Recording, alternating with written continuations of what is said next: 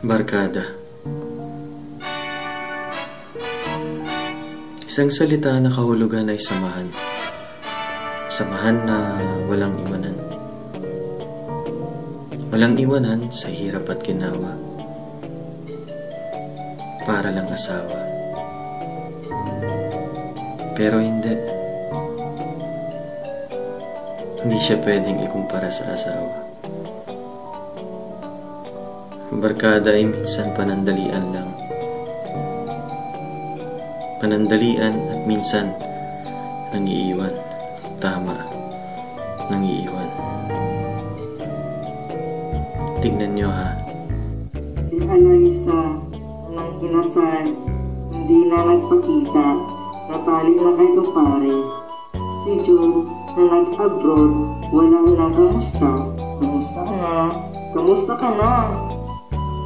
Si Pat na nagka-jowa, siya na ang lagi niya kasama. Si Melissa, naging abala sa kakasketch na mukha ng iba. Si Sarah, na maliit, na may kasama ng iba. Pero sa totoo, barkada ang una mong kasama. Kasi kasama mo silang bumuo ng mga alaala. Alaala ng tawanan, alaala ng biruan, alaala ng kabiguan. Mga alaala rin ng away. Dahil sa mga ibang bagay. Pero dyan, mas naging matibay ang barkada.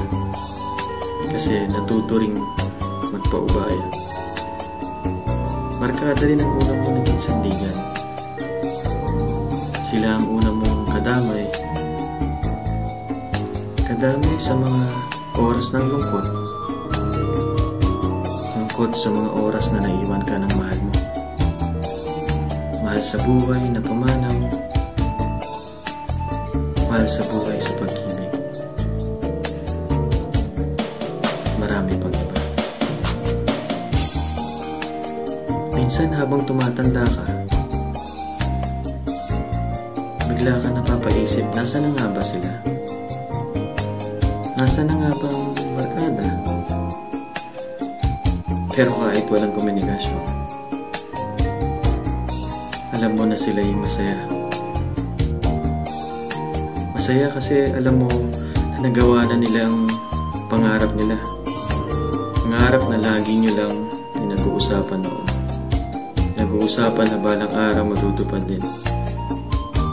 Kahit kapalit nito, ang inyong pagkawatak-watak. Barkada. Iba din sila. Iba din kasi alam mo, isa sila sa mga bumuo ng iyong pagkatao. Katao na naging gabay mo sa pagbuo ng sariling pamilya. Pamilya na sila na ngayon ang bago mong kabarkada. Kaya mga tol, tropa, pare, kumare, san man tayo mapadpad, huwag niyong kakalimutan ang ating pinagsamahan. Huwag niyong kakalimutan, nandito pa rin ang barkada. Huwag niyong kakalimutan kung saan tayo nagsimula. Ang barkada na walang iwanan.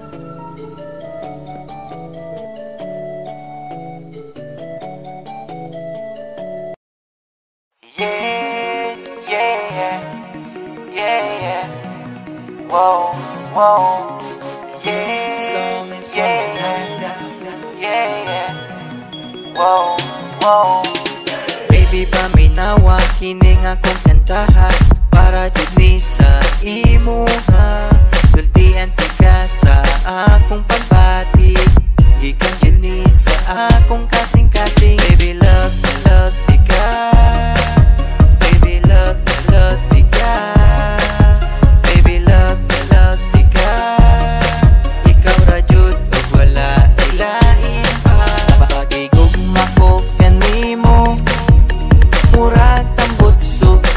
Aso-aso, pagigugma ko